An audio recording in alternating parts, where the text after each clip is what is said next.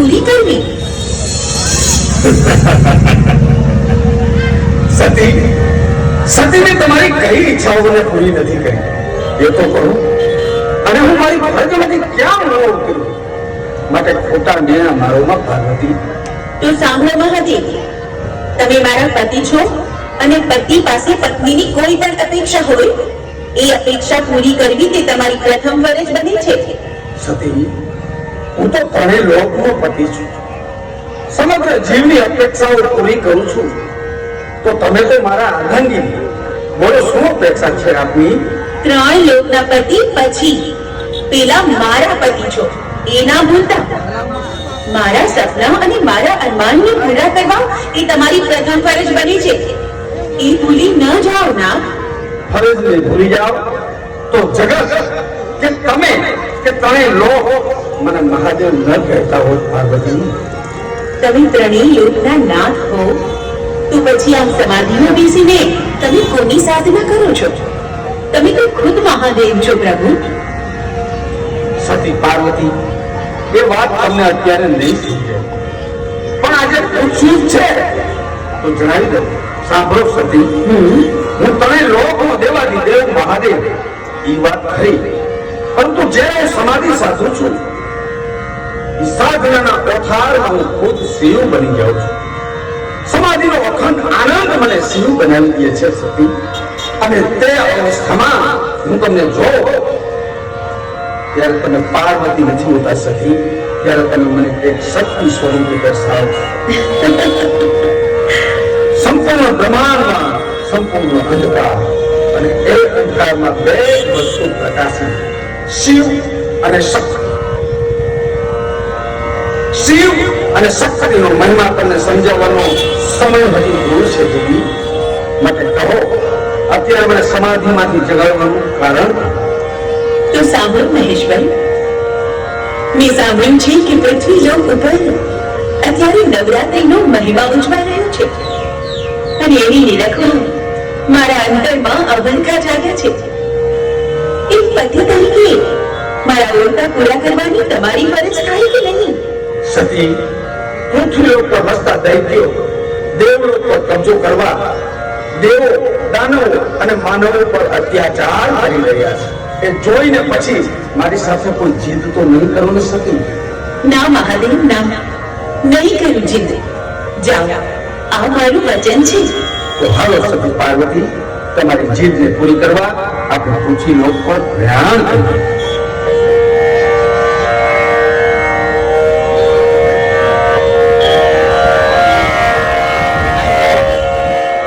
ઈચ્છાઓને પૂરી કરવી. સતી સતીને તમારી કઈ ઈચ્છાઓને પૂરી નથી કરી એ તો કહું. અને હું મારી ફરજમાંથી ક્યાં ન ઉતરું માટે ખોટા નિર્ણય મારોમાં પાર્વતી. તો સાંભળો મહાદેવ, તમે મારા પતિ છો અને પતિ પાસે પત્નીની કોઈ પણ અપેક્ષા હોય એ અપેક્ષા પૂરી કરવી તે તમારી પ્રથમ ફરજ બને છે. સતી, હું તો ત્રણેય લોકનો પતિ છું. સમગ્ર જીવની અપેક્ષાઓ પૂરી કરું છું. તો તમે તો મારા અર્ધાંગી, બોલો શું અપેક્ષા છે આપની? ત્રણ લોકના પતિ પછી પેલા મારા પતિ છો એ ના ભૂલતા. મારા સપના અને મારા અરમાનને પૂરા કરવા એ તમારી પ્રથમ ફરજ બની છે. એ ભૂલી ન જાઓ ના. ફરજને ભૂલી જાઓ તો જગત કે તમે કે ત્રણેય લોક મને મહાદેવ ન કહેતા હોત પાર્વતી. તમે ત્રણેય લોકના નાથ હો તો પછી આમ સમાધિમાં બેસીને તમે કોની સાધના કરો છો? તમે તો ખુદ મહાદેવ છો પ્રભુ. સતી પાર્વતી, એ વાત તમને અત્યારે નહીં સમજાય, પણ આજે પૂછ્યું જ છે તો જણાવી દઉં. સાંભળો સતી, હું ત્રણેય લોકનો દેવાધિદેવ મહાદેવ એ વાત ખરી, પરંતુ જે હું સમાધિ સાધું છું એ સાધનાના પ્રથારમાં હું ખુદ શિવ બની જાઉં છું. સમાધિનો અખંડ આનંદ મને શિવ બનાવી દે છે સતી. અને તે અવસ્થામાં હું તમને જોઉં ત્યારે તમે પાર્વતી નથી હોતા સતી, ત્યારે તમે મને એક શક્તિ સ્વરૂપે દર્શાવો છો. સંપૂર્ણ બ્રહ્માંડમાં સંપૂર્ણ અંધકાર અને એ અંધકારમાં બે વસ્તુ પ્રકાશી, શિવ અને શક્તિ. શિવ અને શક્તિનો મહિમા તમને સમજાવવાનો સમય હજી દૂર છે દીદી. માટે કહો, અત્યારે મને સમાધિમાંથી જગાડવાનું કારણ? તો સાંભળો મહેશભાઈ, મેં સાંભળ્યું છે કે પૃથ્વી લોક ઉપર અત્યારે નવરાત્રિનો મહિમા ઉજવાઈ રહ્યો છે અને એની નિરખમાં મારા અંતરમાં અવલકા જાગ્યા છે. એક પતિ તરીકે મારા ઓરતા પૂરા કરવાની તમારી ફરજ થાય કે નહીં? સતી, પૃથ્વી ઉપર વસતા દૈત્યો દેવલોક પર કબજો કરવા દેવો, દાનવો અને માનવો પર અત્યાચાર કરી રહ્યા છે. એ જોઈને પછી મારી સાથે કોઈ જીદ તો નહીં કરો ને સતી? ના મહાદેવ, ના, નહીં કરું જીદ. જાઓ, આ મારું વચન છે. તો હાલો સતી પાર્વતી, તમારી જીદને પૂરી કરવા આપણે પૃથ્વી લોક પર પ્રયાણ કરીએ.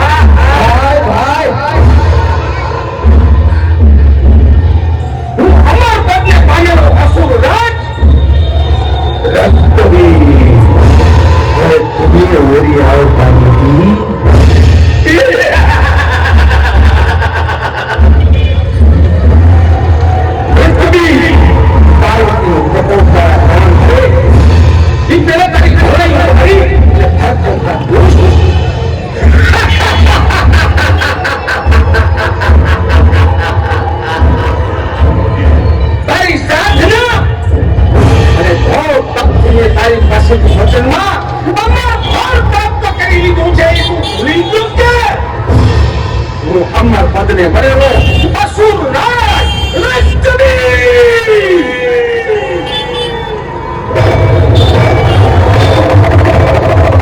તેઓ વચન આપતા પહેલા સુરંગા વિચારીને વચન આપે છે. મેં તને વચન કઈ પ્રદાન આપ્યું છે શિવ સ્વરૂપે આપ્યું છે. અને હું તારો વિનાશ કરવા કામ નહીં, ગાડીઓ લેતા રાખે અને તારો અવની અંત થાય. હવે મહાદેવ તું મને મારીશ, મને મને મારવા તું કાળ બન કે મહાકાળ, એનાથી મારા અભય વડાને હોની આંચ પણ નહીં આવે.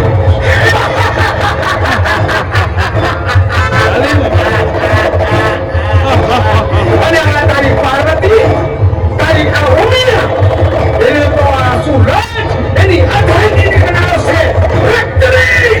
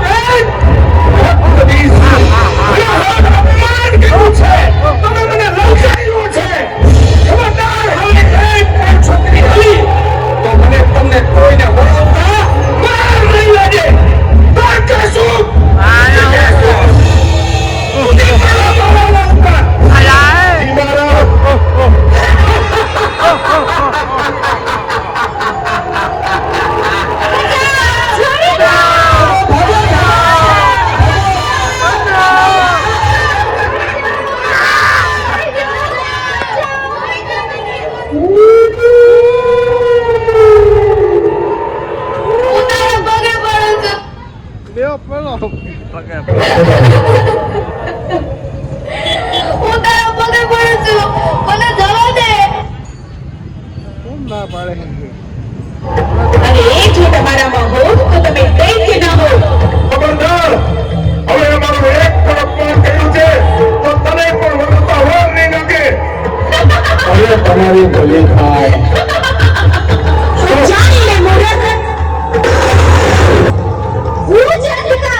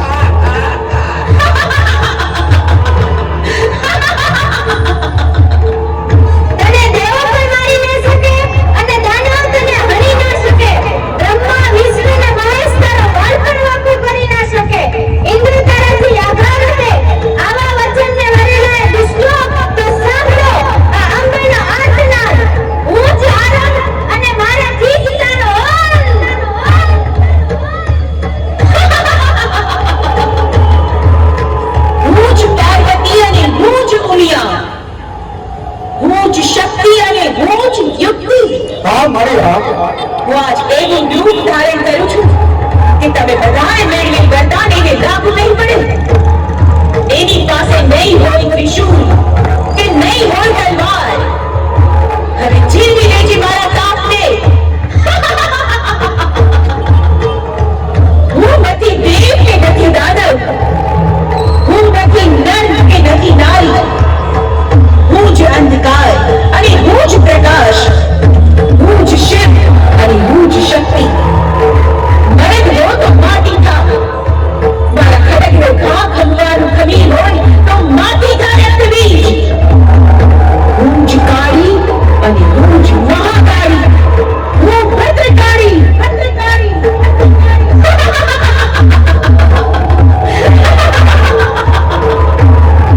જોઈ લે મારું શસ્ત્ર. નહીં તલવાર કે નહીં ત્રિશૂળ. આ મારું ખડક અને આ છે મારું ખપ્પર.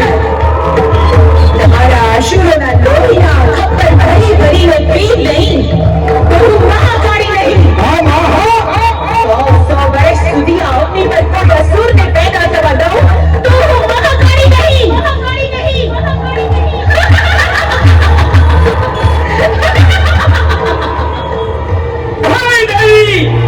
તો તું સાંભળી લે તારા મહાદેવના વચને હું અમર પદને પામ્યો છું. તું દુનિયામાંથી મહાકાળી બની જા એટલે શું હું તારાથી નહીં જાઉં?